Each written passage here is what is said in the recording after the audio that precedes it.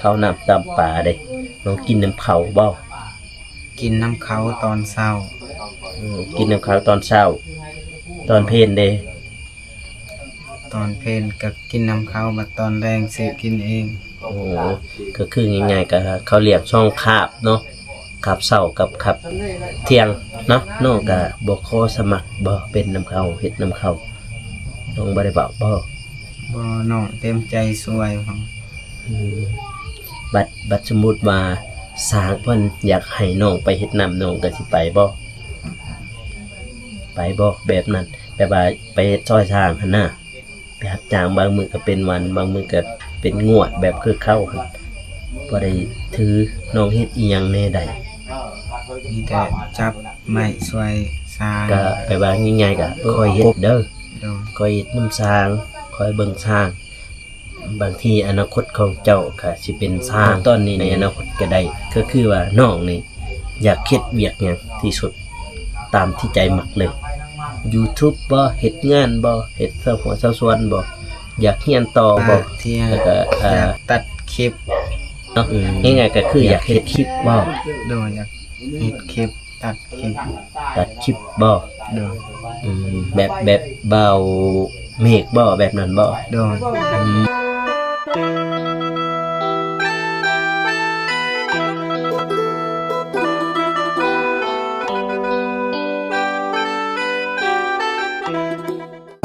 โตพ่อแม่พี่น้องเอ้ยวันนี้ก็อยู่บ้านน้องเด่นเนาะน้องเดิมเนาะพ่อแม่พี่น้องเอ้ยมือตื้อๆเลยพี่น้องเอ้ยมาเปิดคลิปตอนยามค่ำๆพ่อแม่พี่น้องเอ้ยมื้อนี้ก็ลงคลิปอยากดึกนั่นเด้อพ่อแม่พี่น้องเอ้ยอึบนี่โอ้ยเกือบตกครับสบายดีและสวัสดีพ่อแม่พี่น้องเนาะบ่ว่าสิอยู่พังลาวหรือว่าพังไทยก็ยินดีต้อนรับเข้าสู่ช่องบ่าวโกชนบทชาวปปลาวพ่อแม่พี่น้องเอ้ยโตมื้อนี้ก็มืดตื้อๆเลยเห็นบ่ทางหลังนี่มื้อนี้ก็มาเปิดคลิปอยู่บ้านน้องเดิมหรือว่าน้องเด่นนั่นเองพ่อแม่พี่น้องเอ้ยไปเบิ่งด้านหลังนี่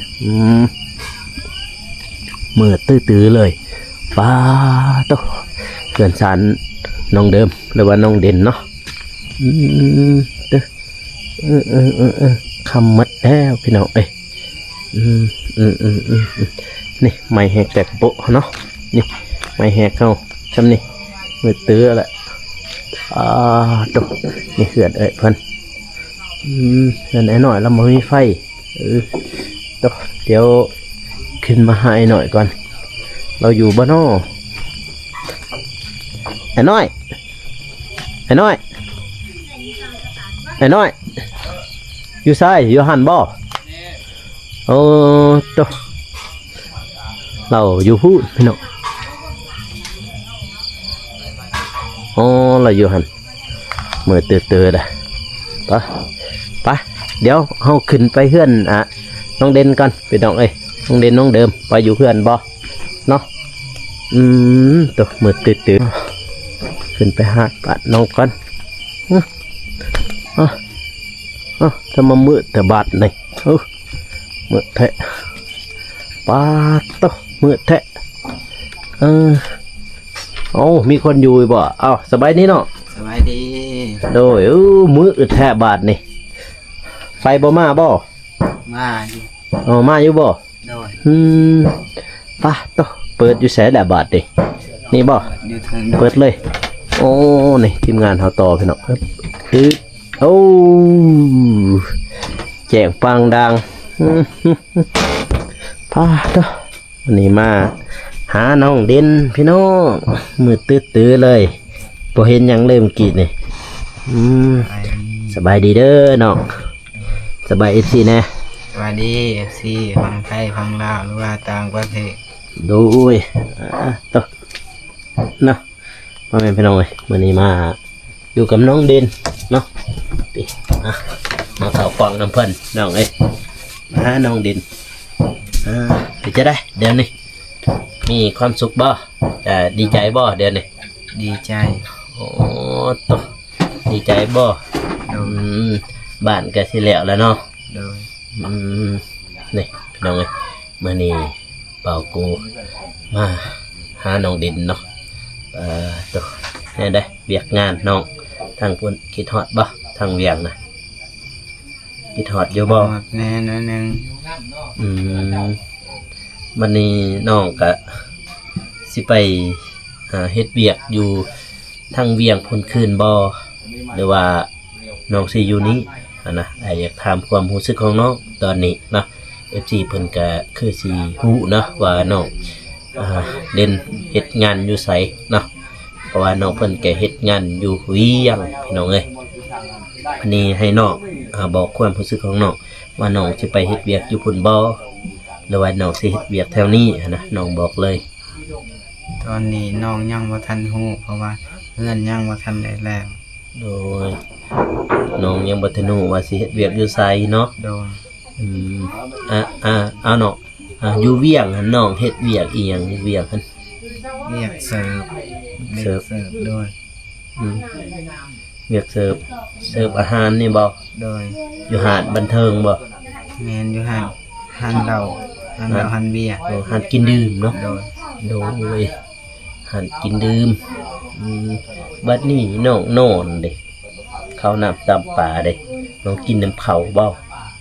กินน้ำเขาตอนเช้า กินน้ำขาวตอนเช้า ตอนเพลนเด้ ตอนเพลนก็กินน้ำเขาบัดตอนแรงซื้อกินเอง โอ้ก็คือง่ายๆก็เขาเรียกช่องคาบเนาะคาบเช้ากับคาบเที่ยงเนาะ โดย ตอนแรงก็กินเองหาเอง โดย น้องเฮ็ดเวียกจักโมงน้องเฮ็ดเวียก ประมาณแต่3 โมงแรงหา9 โมงครึ่ง ง่ายๆก็แต่3 โมงหา9 โมงเนาะ โดย หรือว่า2 ทุ่ม3 ทุ่ม1 ทุ่มก็7 2 ทุ่มก็8 3 ทุ่มประมาณ3 ทุ่ม9 โมงเท่าใด 9 โมงครึ่ง 9 โมงครึ่งโอ้3 โมงเนาะ3 โมงหา9 โมงพี่น้องเอ้ยน้องเฮ็ดเวียกเฮาก็เมื่อยอยู่บ่เฮ็ดอยู่หั่นเมื่อยบ่ เมื่อยอยู่แต่ว่าต้องสู้เพราะว่าเฮาบ่มี น้องไปแต่บ้านนี่จักมื้อน้องไปเฮ็ดเวียกอยู่หั่นได้แล้วบ่เดือน ได้เดือนปลายแล้ว ได้เดือนไปแล้ว โดย ได้เดือนนะเนาะพอดีเดือนหนึ่งบ่ โดย แล้วก็น้องก็กลับมา โดย น้องก็ลินโทรศัพท์ลินหยังอยู่ติ ลิ้นอยู่ โดยเนาะน้องเพิ่นก็ลินโทรศัพท์ลินอันนี้อยู่ก็คือตอนนี้น้องก็เฮ็ดเวียกซอยสร้างเนาะแม่นบ่ โดย เนาะพี่น้องเอ้ย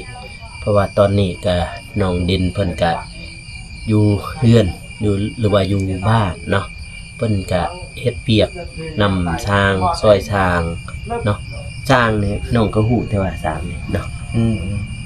คนในบ้านเนาะ 2 คนบ้านคำขอนะครับคนหนึงอยู่บ้านเฮาเอง สร้างอยู่บ้านนี่สร้างผู้ใดผู้สร้างลางนี่บ่ โดย อ๋อเพิ่นอยู่หั่นเนาะแม่นแหละ โดย แต่2 คนอยู่กำกอกFC ก็คือสิเห็นเนาะที่เบาโกไปเข้าไปเอาสร้างในมื้อนั้นพี่น้องเอ้ยอยู่หม้องนั่นแหละเฮือนเราถ้าบ่เห็นก็ย้อนไปเบิ่งได้พี่น้องหั่นแหละเฮือนสร้างเบาโกไปเอาเพิ่นเพราะว่าเพิ่นมี2หลังเนาะเฮือนแม่นบ่ โดย สร้างใหญ่สร้างแดงพี่น้องเอ้ยสร้างเพิ่นอยู่นี่เฮือนแบบว่าอยู่หัวอยู่สวนอยู่ในบ้านเพิ่นเฮือนนึงพี่น้องเอ้ยเนาะอยู่หั่นสร้างแดงเพิ่นสร้างเฮาเอิ้นว่าสร้างใหญ่แหละเพราะว่าเพิ่นจะมีความรู้หลายในด้านการเฮ็ดเฮือนเนาะตัวบัดนี้น้องก็บ่ขอสมัครบ่เป็นนำเข้าเฮ็ดนำเข้าน้องบ่ได้บอกบ่ บ่น้องเต็มใจช่วยของ บัดสมมุติว่าสร้างเพิ่นอยากให้น้องไปเฮ็ดน้ำน้องก็สิไปบ่แบบนั้นแบบว่าไปเฮ็ดซอยสร้างหั่นน่ะไปรับจ้างบางมื้อก็เป็นวันบางมื้อก็เป็นงวดแบบคือเข้าหั่นบ่ได้ถือน้องเฮ็ดอีหยังแน่ใด มีแต่จับไม้ช่วยสร้างแล้วก็ กบแทกอีหยังบ่ได้บ่ บ่ บ่ได้ บ่เป็นเลย แทกได้อยู่แต่ว่าญาติมันบ่ถึง อืมแบบกบเด้แบบเลื่อยเด้เป็นบ่ บ่ได้ แบบจักสตินเด้เป็นบ่ บ่น้องเฮ็ดบ่ได้ บ่ได้บ่เป็นเลย โดย อ๋อคือน้องระบบเป็นพี่น้องก็คือก็แบบว่าง่ายๆก็คอยเฮ็ดเด้อ โดย คอยเฮ็ดน้ำสร้างคอยเบิ่งสร้าง บางทีอนาคตของเจ้าก็สิเป็นสร้างในอนาคตก็ได้เอาตอนนี้นี่ก็คือว่าน้องนี่อยากเฮ็ดเวียกหยังที่สุดตามที่ใจมักเลย YouTube บ่เฮ็ดงานบ่เฮ็ดเสื้อหัวเสื้อสวนบ่อยากเรียนต่อบ่แล้วก็อยากไปขายเครื่องบ่อยากเฮ็ดหยังให้ถามมีบ่มีความฝันบ่ในใจ ยัง ยังบ่ ว่า ฮู้ ที่อยากตัดคลิป อยากเฮ็ดคลิป โดย อยากตัดคลิปบ่ โดย อยากเฮ็ดคลิปน้องง่ายๆคือถ้าว่าน้องบ่จบ IT ก็สร้างบ่จบเทคนิคก็สร้างขอแต่ว่าน้องตั้งใจมุ่งมั่นปรารถนาสิ่งใดน้องเฮ็ดเลยเฮ็ดลงมือเฮ็ดเลยนะบ่แม่นหยังก็คือว่าชื่ออ้ายคือกันแหละตะกี้อ้ายก็มักคือกันเฮ็ดคลิปเพราะว่าสิเป็นตลกบ่าวโกก็เฮ็ดมาแล้วสายกินก็เฮ็ดมาแล้วสายทัวร์ก็เฮ็ดแล้วเดินป่าก็เฮ็ดมาแล้วนอนไห้นอนหยังก็เฮ็ดมาแล้วพี่น้องเอ้ยมาฮอดจุมื้อนี้ก็คือบ่าวโกก็เฮ็ดหลายสิ่งหลายอย่างเนาะหลายคลิปเนาะแบบหลายคอนเทนต์นะพี่น้องเอ้ยเป็นตลกใช้ทั่วไปใส่กินใส่เฮฮาใส่เที่ยวเฮ็ดมาหมดแล้วก็สายอื่นๆ YouTube เฮ็ดมาหมดแล้วพี่น้องเอ้ยมาตกตอนนี้เนาะบ่าวโกก็ประทับใจอย่างหนึงนะตอนนี้ก็ขอบอกกับใจเนาะ FC ทุกคนเนาะที่ติดตามบ่าวโกมาฮอดแสนซับแล้วพี่น้องเอ้ยขอบอกกับใจหลายๆเด้อที่ติดตามบ่าวโกเนาะพี่น้องเนาะมาฮอดจนมื้อนี้เนาะน้องดินก็เพิ่นก็ว่ามีความฝันเนาะง่ายๆก็คืออยากเฮ็ดคลิปบ่ โดยอยากเฮ็ดคลิปตัดคลิป ตัดคลิปบ่ โดย แบบเบาเมฆบ่แบบนั้นบ่ โดย แบบเบาเมฆก็ได้พี่น้องเอ้ยเพิ่นก็อยากเป็นแบบเบาเมฆแบบตัดคลิปเนาะก็คือถ้าว่าน้องมักเฮ็ดในตัดคลิปบ่ในตลกบ่ในนั่นแหละลองเฮ็ดถ่ายตัวเองไปเนี่ยถ่ายตึกโคมเนี่ยถ่ายน้องเดิมตอนนี้ก็ได้ถ่ายตัวเองก็ได้ตอนสร้างเฮ็ดเทือนนี่ก็ได้นะเพราะว่าน้องก็ตอนนี้ก็ง่ายๆก็คือบ่มีงานทำพี่น้องเอ้ยบ่แม่นว่าน้องบ่เฮ็ดเด้น้องก็เฮ็ดอยู่แต่ว่าสิไปทางเวียงพุ่นมันไกลพี่ไกลน้องเนาะ โดย ไกลพี่ไกลน้องอยู่บ้านตัวเองนี่แหละดีสุดเลยเฮ็ดงานทำน้องเนี่ยเป็นอิสระถ้าว่าไปเฮ็ดอยู่งานอยู่ต่างอันนั้นพุ่นก็เป็นลูกจ้างเขาพี่น้องเอ้ยเป็นลูกจ้างเขาแล้วก็น้องเฮ็ดในสิ่งที่มักไปน้องมักสิ่งนี้น้องก็เฮ็ดเลยสิ่งนี้น้องก็ลองแอบเบิ่งแอบตัดเบิ่งปรึกษาทิมอ้ายเบิ่งแล้วก็เบาอนุ่งเบิ่งเบาเจ็บเบิ่งแล้วก็เบาตูนหรือว่าเบาเตียงทองหรือว่าเบาเมฆนะถ้าว่าน้องมักสิ่งนั้นในการตัดคลิปน้องก็ลงมือเฮ็ด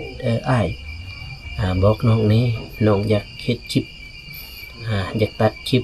อยากลง YouTube นะวันนี้น้องบ่อยากถ่ายคลิปเพื่ออ้ายบ่หรือว่าน้องสิตัดคลิปอย่างเดียว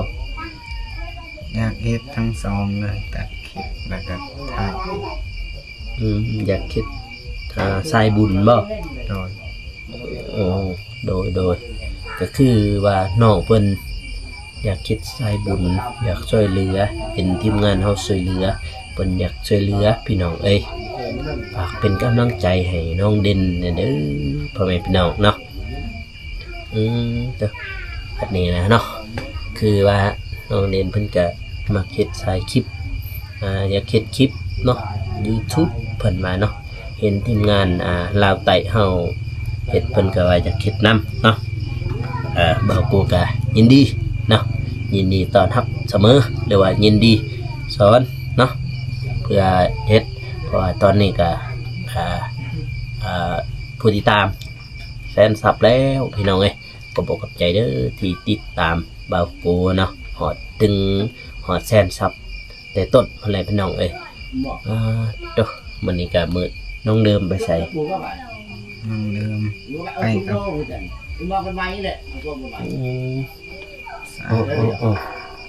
เอานั่นบ่ ถูกเหือนน้องเดิมนี่ช่องข้างใดก็ได้ทางนี้ก็ได้ทางบนก็ได้ออกชื่ออย่างเลยช่องอย่างเลยบัดนี้มีไฟแล้วเนาะบัดนี้มีไฟแล้วพี่น้องเอ้ยมีบอลสากโทรศัพท์เรียบร้อยพี่น้องเอ้ยกินข้าวกินน้ำแล้วบ่ ยังบ่กินเลย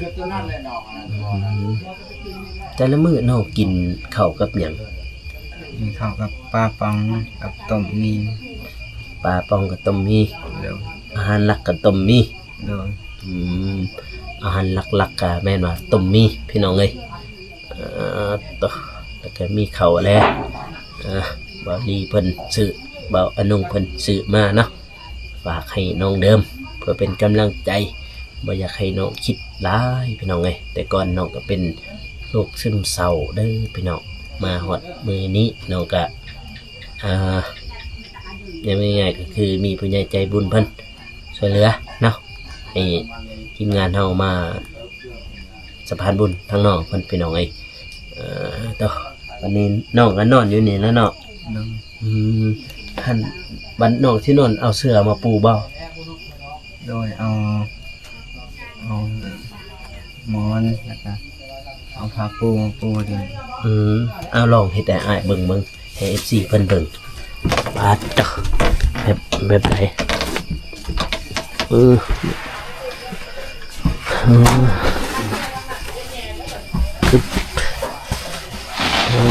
จ้ะ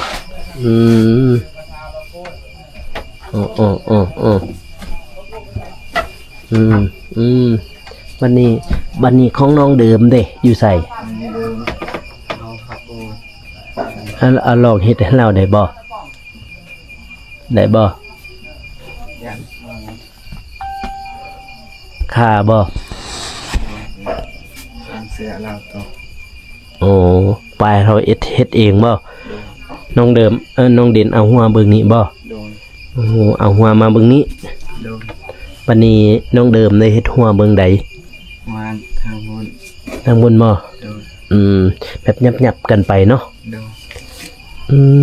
นี่นะบ่นอนพี่น้องเอ้ยเห็นบ่ปะตะอันนี้หูไผเนาะอันนี้นี่ เอื้อยกับหมู อ๋ออันผู้ใดเอื้อยเจ้า คนทางกลาง เอื้อยเจ้าเอื้อยผู้อยู่ไสอยู่เนาะ อยู่บ้านทุ่งหวาย อ๋อตะนี่พี่น้องเงินหุบเอื้อยน้องเด่นหรือว่าน้องเดิมเอื้อยน้องเดิมพี่น้องนี่ผู้กลางนี่บ่ โดน อ๋อตะสมัยนั้นเพิ่นแหล้วเนาะ เบากูก็เคยทายคือกันแบบนี้พี่น้องเอ้ยตอนยังน้อยกับเอื้อยนอก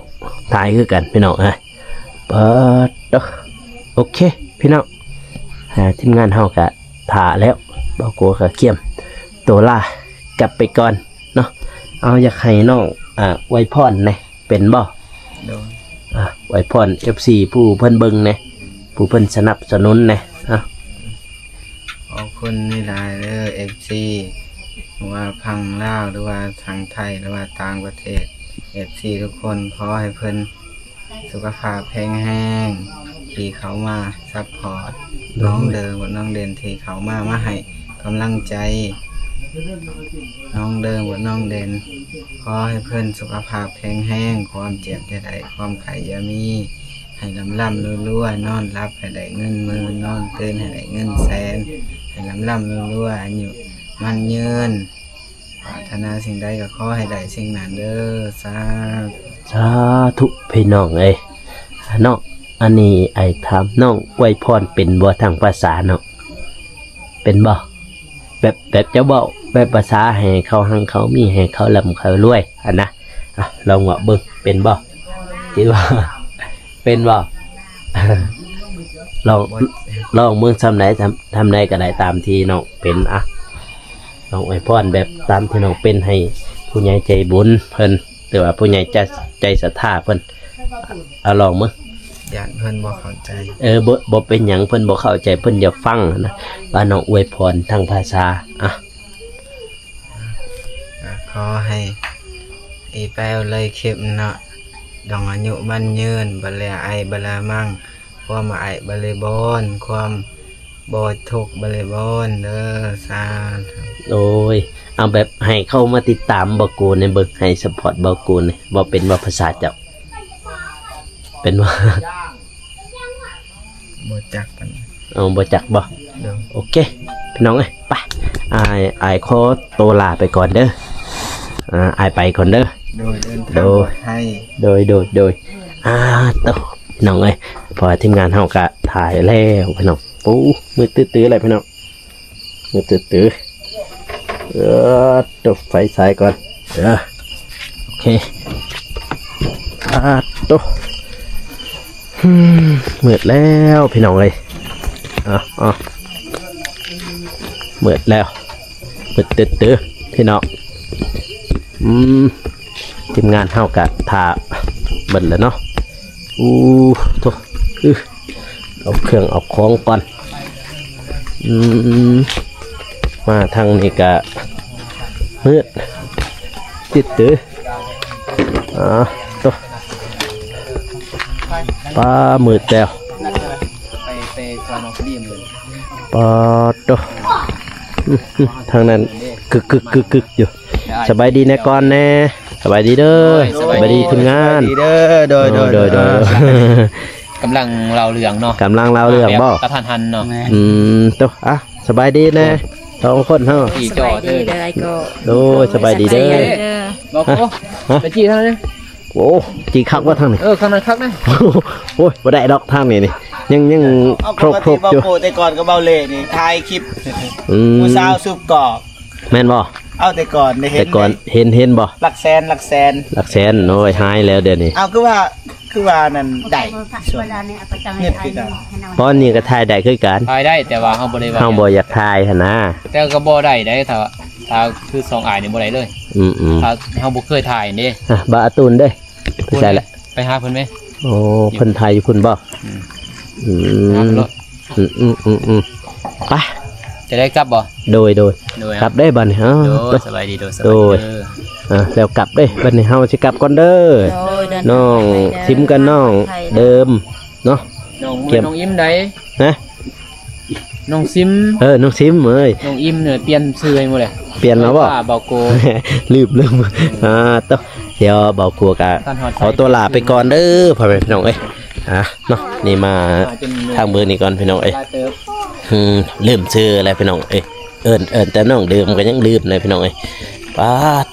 มื้อนี้กะเบากูมาหาน้องเด่นเนาะเพิ่นว่ามีความฝันว่าอยากเป็น YouTube เนาะทางลาวใต้พี่น้องเอ้ยเบากูเองก็ยินดีต้อนรับเนาะอยากซัพพอร์ตเพิ่นเนาะอยากสอนอยากหยังคือกันเลยพี่น้องเพิ่นว่าอยากเป็นแบบพูดแต่ต่อคลิปก็ได้พี่น้องเนาะอันนี้ก็เฮือนน้องเดิมพี่น้องเอ้ยโอเคพ่อแม่พี่น้องคลิปนี้ก็เบากูขอลาไปก่อนเด้อเนาะแล้วเจอกัน EP หน้าเนาะสำหรับคลิปนี้เบากูขอลาเข้ามาสบายดีพ่อแม่พี่น้องแล้วเจอกัน EP หน้าเนาะบาย